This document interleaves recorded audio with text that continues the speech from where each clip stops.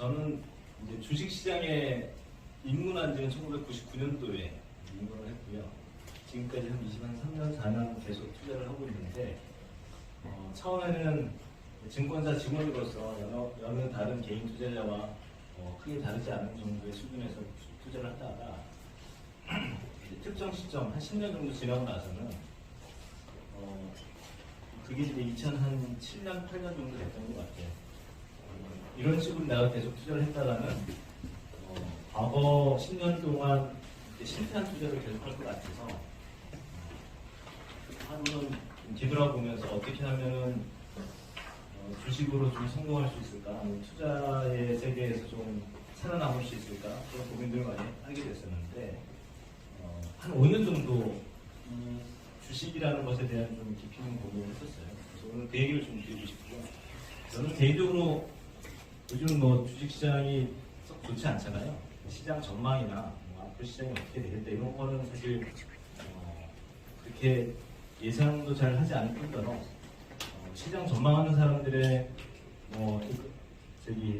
여의도 증권사의 리서치센터의 애널리스트들이나 에코노미스트들이 얘기하는 그 전망에 대해서 크게 신뢰하지도 않습니다. 그들이 하는 얘기가 꼭 틀려서가 아니라 맞는 경우가 거의 없기 때문에 오늘 제가 드리는 말씀은 아마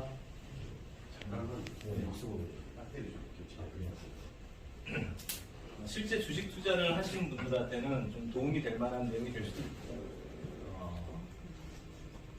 이게 이제 개인 투자자가 아니고 좀 기관 투자자 입장에서 그래도 좀 더 체계적으로 주식이라는 투자 대상을 좀 더 제대로 한번 해보고 싶으신 분들한테 도움이 될 만한 내용이라고 생각이 들고요. 한 시간 정도면 좀 빠듯하긴 한데 최대한 내용을 좀 압축해서 말씀드리도록 하겠습니다. 중간중간에 질문사항 있으시면 끝나고 한꺼번에 해주시면 도움이 될 것 같아요. 제목을 이제 스타트 피킹 엔진이라고 했는데 이제 주식 투자하는 그 종목 선정의 기준이라고 보시면 되겠고요. 상장 기업들은 3개월에 한 번씩 재무제표를 발표를 하게 되어 있습니다. 분기 실적에 대해서. 그래서 이제 Based on Financial Statement라고 해서 재무제표에 기반한, 그러니까 어떤 개인의 감정, 판단, 어떤 그런 게 아니고 숫자에 근거해서 어떤 종목을 선택하고 어떻게 투자해야 되는지에 대한 제 개인적인 의견이 많이 들어가는 것일 수도 있는데 들어보시면 도움이 되실 것 같다는 생각을 합니다. 이제 세 가지 주제를 말씀드릴 텐데요. 공지된 것처럼 먼저 첫 번째는 주식, 주식이 뭔지에 대한 내용을 좀 살펴보겠고요. 이 내용은 내가 투자하는 대상이 뭔지에 대해서 알고 들어간다면 훨씬 도움이 될 것 같다는 생각이 좀 들었습니다. 그 다음에 투자 대상, 그러니까 좋은 종목을 어떻게 선정하는지, 선정 기준에 대해서 살펴보고요. 실제 사례, 그러면은 이런 기준으로 투자를 했을 때 성과가 어떻게 나왔나, 그런 것들에 대해서 사례를 한번 살펴보겠습니다. 먼저 이제 주식에 대해서 한번 살펴보는데요. 네이버나 이런 데 백과사전에 주식, 스탁을 이렇게 쳐보면 이런 내용이 나옵니다. 이게 이제 사전적 의미가 되겠죠. 사전적 정의가 될 텐데, 주주가 주식회사에 출자한 일정한 지분, 이를 나타내는 증권. 제가 네이버 쳐서 그냥 적은 겁니다. 그러니까 주식회사에 주주가 투자한 돈을 표시하는 증권이라고 보시면 되겠고요. 주식은 주주의 소유의 정도를 표시하는 증권입니다. 그래서 이 주식 한 주에는 의결권이라는 게 들어가 있고요. 물론 우선주에는 이제 없는 것도 있습니다만, 주주의 투자금 총액은 회사의 자본금. 아주 심플하면서 주식에 대한 사전적 의미를 좀 살펴봤고요. 주식이 언제 시작됐는지에 대해서 여기 계신 분들이 얼마나 주식이라는 사업에 대해서 알고 계실지 모르겠는데, 제가 2010년 전후로 해서 이 주식이 뭔지, 이게 나를 이렇게 힘들게 하나, 그런 고민을 할 때 주식의 역사에 대해서 좀 공부를 해본 적이 있습니다. 주식은 1602년도 네덜란드에서 정부가 국민들 대상으로 도민도 회사라는 회사를 만들 때 모집한 수단으로 만들어진 게 칩투라고 합니다. 현대 시대의 투자 조합과 유사하고요. 투자금을 17만 모아서 회사를 만들었고 그 회사가 동인도 회사인데 그때 당시 유럽의 열강들 스페인이나 포르투갈이 이제 되게 강대국이었는데 인도 쪽이랑 교육을 할 때 무역선 이걸 만들고 선원을 고용하고 교육부를 만들어 사서 인도랑 교육을 시작하면서 교육에 성공하면 큰 수익이 나서 그 수익분을 비용 빼고 주주들한테 나눠주는 게 주식의 시초고 그게 지금까지 이어진 내용입니다.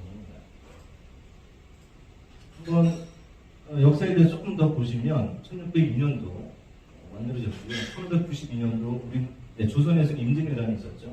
임진왜란이 10년 전쟁이라고 하는데 그 10년 전쟁이 끝날 때쯤에 서양에서는 주식이 만들어졌다고 보시면 되겠습니다. 그 다음에 이제 그 다음에 1603년도에 이 주식이 거래가 시작되기 시작했습니다.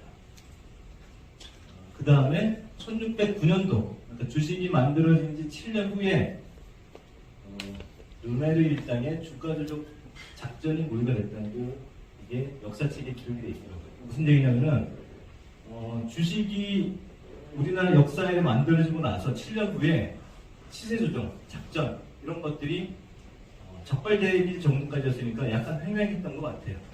뭐냐면 지금이나 그때나 사람들이 생각하는 바는 비슷비슷하다는 거를 저는 이걸 통해서 좀 생각을 하게 됐습니다. 지금도 이런 부분 되게 많이 확인할 수 있습니다. 밸류에이션도 재무제표를 통해서 체크할 수 있습니다. 먼저 성장성을 한번 살펴볼까요? 성장성은 양적 성장성과 질적 성장성으로 나눌 수 있습니다. 당연한 뭐 누구나 생각해도 그냥 그럴듯하죠. 왜냐하면은 뭐 사람이나 뭐 동물이나 성장할 때 외형이 성장하기도 하고 정신이 성장하기도 하잖아요. 그런 것처럼 기업도 외형이 성장할 수도 있고요, 내실이 성장하는 경우도 있습니다. 그런데 그 두 가지를 다 따져봐야 된다고 생각을 했습니다. 그다음에 가치평가, 밸류에이션은 제가 평가할 때는 절대 가격이 있고요, 상대 가격이 있습니다. 절대 가격은 기업의 그냥 현재 주가라고 표현을 한다면, 상대 가격은 동종 업계 내에서 경쟁기업 대비해서 이 회사가 싸냐 비싸냐, 시장 전체에 비해서 이 회사가 싸냐 비싸냐를 판단하는 가격입니다. 그래서 상대 가치를 평가하는 그런 기준이라고 보시면 되겠습니다. 그 다음에 이제 이거는 뭐 중요성으로 보면은 앞에 1번과 2번과는 좀 다르게 조금 떨어집니다만 안정성도 투자하는 데 있어서는 못지않게 중요합니다. 이 회사가 내가 내 돈을 투자할 정도로 안전한지에 대한 지표를 어떻게 판단할 것인가, 그런 부분도 재무제표를 통해서 확인할 수가 있다고 봅니다. 그럼 먼저 이제 성장성에 대해서 조금 더 구체적으로 살펴보겠습니다. 양적 성장성, 이 회사의 외형이 어떻게 성장하는지에 대해서는 재무제표에 보면 재무상태표에 매출액, 영업이익, 순이익 이런 것들이 이번 분기 실적에 나오는데 이 숫자를 작년 동일 분기와 비교를 해보는 겁니다. 이제 YOY, 그러니까 1년 전 1분기랑 지금 1분기랑 비교했을 때 30% 성장했네? 그럼 외형적으로 성장했다고 볼 수가 있습니다. 영업이익이 30% 성장하면 회사가 그만큼 돈을 더 벌었네? 라고 할 수가 있습니다.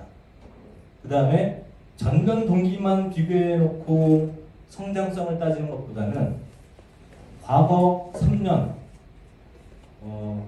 여기는 이제 제가 6년이라고 했는데 보통 한 3년, 4년 정도 봐도 될 것 같습니다. 그러면 3년이면은 12개 분기, 4년이면 16개 분기의 평균치랑 이번 분기의 매출액이랑 비교해 보는 겁니다. 그 이제 왜 그렇게 비교를 해야 되는지에 대해서는 조금 이따 사례를 통해서 좀 말씀드리겠고요. 그래서 증가율을 따지면 작년에 100억 매출을 했는데 이번에 200억 해서는 100% 증가한 거잖아요. 우리나라 상장 기업들 중에서 분기마다 실적을 발표하는데 100%씩 성장하는 회사들이 왕왕 있습니다. 그래서 그런 기업들을 찾아봐야 된다는 거고요. 질적 성장성은 이 회사가 외형뿐만 아니라 내실을 얼마나 잘 다져냈는지 따져보는 겁니다. 그게 매출 총 이익률의 변화, 환관 비율의 변화, 원가율의 변화, 그 다음에 영업이익률의 변화. 그러니까 한 개 물건 팔아서 10원 남기던 회사가 한 개 물건을 팔았는데 50원을 남기게 되면 영업이익률이 올라간 겁니다. 회사의 내부적인 이유가 바뀌어서 뭔가 변화로 인해서 내실이 좋아졌다라고 볼 수가 있는 거죠. 그 다음에 회전율의 변화는 이제 재무제표를 좀 잘 아는 분들한테는 도움이 많이 되는 부분인데 그냥 간단하게 설명을 드리겠습니다. 우리나라 그 재무상태표를 보면은 왼쪽에 자산이 있고요. 오른쪽에 부채와 자본이 있습니다. 다 안다라고 가정을 하고 말씀드리겠습니다. 왼쪽 자산에 유동자산 1년 이내 현금화할 수 있는 자산입니다. 건물일 수도 있고요. 건물은 아니겠죠. 하여튼 그 예금, 은행에 있는 예금이나 투자된 증권이나 채권이나 1년 이내에 현금 만들 수 있는 자산. 그 다음에 그것이 유무형 자산, 건물이나 기계장치나 이런 걸로 바뀌어지는 그런 이제 레이션인데요. 그거랑 이걸 근간으로 해서 원자재를 사와서 제품을 만들고 판매하고 그게 재고자산, 매출채권, 현금 이게 이제 한 사이클입니다. 예를 들면 통닭집으로 하면 어떤 조그만 가게를 열어서 닭 튀기는 기계를 살 거지 않습니까? 그게 유무형 자산으로 보시면 되겠고요. 닭은 원자재입니다. 기름도 원자재고요. 그래서 한 마리 튀겨서 팔았는데 이게 외상으로 하면 사실 돈이 안 되잖아요. 외상으로 하면은 매출은 잡히는데 현금이 안 생깁니다. 외상을 수금을 해야지만 돈이 들어오는 거죠. 그래서 보통 기업들은 재고자산에서 매출채권, 이 현금 이게 한 3개월 정도 기간이 걸립니다. 근데 이 내실을 따질 때 이 회사가 물건을 잘 파는데 현금 흐름이 없으면 결코 좋은 회사라고 질적으로 성장하는 회사라고 볼 수는 없습니다.